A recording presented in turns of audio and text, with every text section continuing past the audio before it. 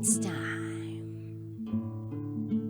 for DJ Rocky's Secret Files.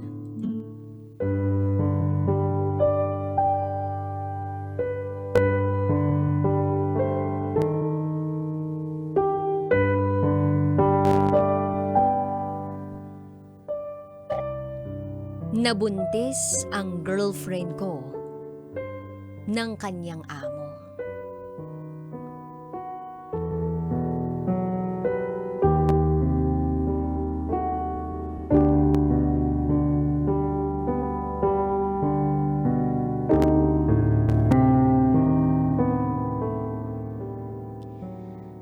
Hi DJ Rocky. Itago mo na lang ako sa pangalang John. Sa kasalukuyan ay nagtatrabaho ako dito sa abroad.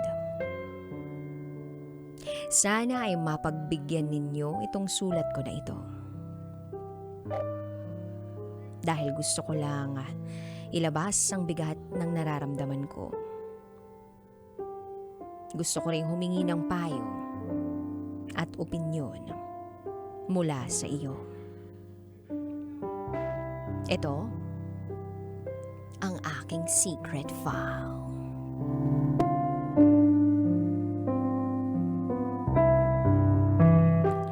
I've been into this on and off relationship with an OFW. Maganda siya at mas bata sa akin. Medyo malaki na nga ang age gap naming dalawa. On and off kasi, since naging kami, palagi kaming nag-aaway at naghihiwalay dahil seloso ako. Ganito kasi yun, DJ Rocky. Nung nagsisimula pa lang kami, pansin ko na merong pagnanasa ang amo niya sa kanya. Take note, hindi lang siya basta-basta pagtingin, kundi pagnanasa. Palagi silang magkasama.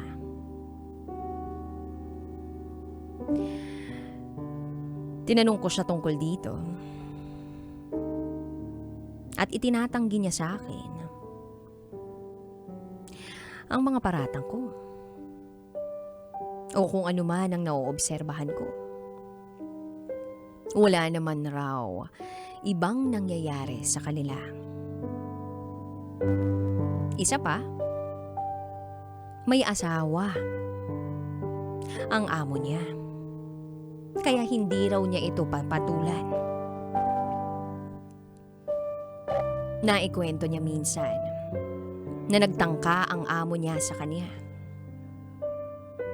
Pero sinabihan niya ito na irespeto siya.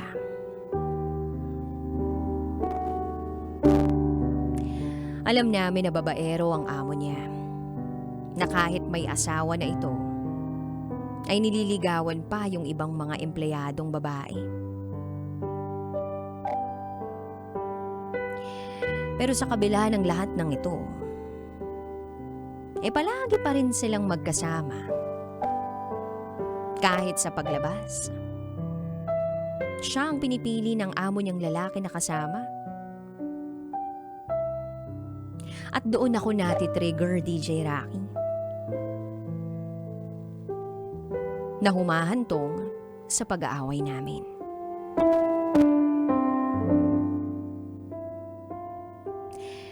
Tiniis ko ng tiniis. Tumagal din ang mga 2 taon kahit hindi stable ang relationship namin. Dahil bihira rin kami magkita noon. Nahihigpitan na rin sila sa paglabas ng kanilang accommodation ng kanilang amo. Mahigpit ito sa kanila lalo na sa paglabas at sa pag-meet ng ibang tao. bilang na bilang yung pagkakataon na magkita kami, kaya madalas ang mode of communication namin ay video call. At eto na nga, DJ Rocky. Nakagawa ako ng bagay na hindi ko akalaing magagawa ko sa buhay ko. Sa sobrang gusto kong malaman ang totoo, nabuksan ko ang social media ng girlfriend ko. At dun ko nabasa lahat-lahat ng nangyayari sa kanya. Napakasakit malaman na nung nagsisimula pa lamang kami, ay meron na nga silang relasyon ng kanyang amo. Nang malaman ko yun, pinilit kong itago ito sa aking sarili. Hindi ko siya kinumpronta tungkol dito. Napag-alaman ko rin na nagpa-abort siya.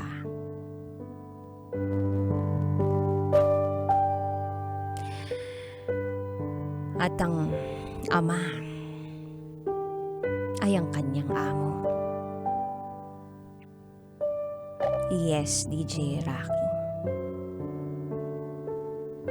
Nabuntis siya ng kanyang amo.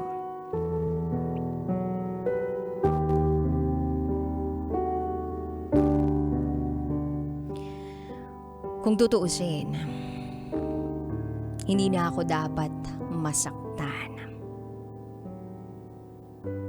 Dahil naghiwalay na kami.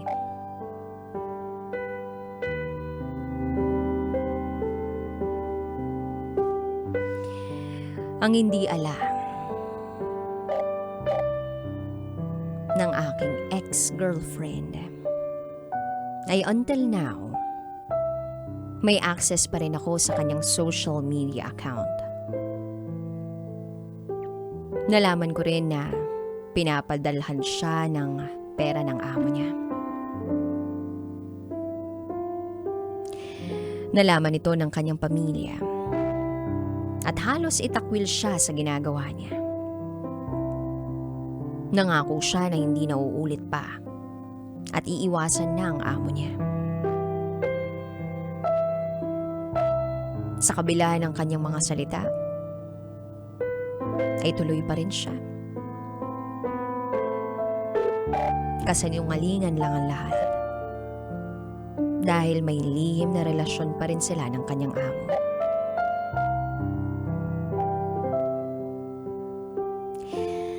Hindi ko lang alam kung anong gagawin ko, DJ Rocky. Dahil nasasaktan ako sa nangyayari sa kanya. And at the same time, nahihirapan akong mag-move on. Dahil nakastalk pa rin ako sa social media account niya.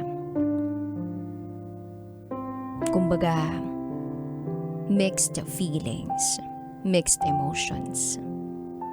Ng pagkamuhi, galit, at pagkaawa. Napapatanong ako na paano niya nagagawang magsinungaling ng ganun-ganun na lang sa akin at sa pamilya niya.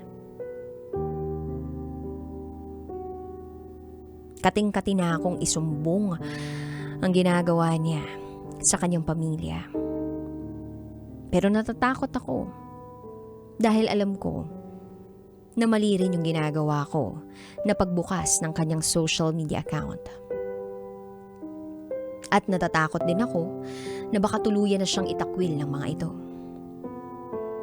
Hindi ko rin siya makumpronta rito kasi nga, yung pamilya niya nga, hindi niya sinusunod. Ako pa kaya? Meron kaya akong magagawa? Ililihim ko na lang ba ito? Paano kung mabuntis uli siya? At ipalaglag na naman nila ito? Ay, wala lang akong ibang mapagsabihan. And through you, DJ Rocky, sa pakikinig sa iyong programa. Dito ako nakaisip na mag-release ng saloobin ko. Kahit papano'y napagaan ito. Maraming salamat po sa pakikinig. Hanggang dito na lang po.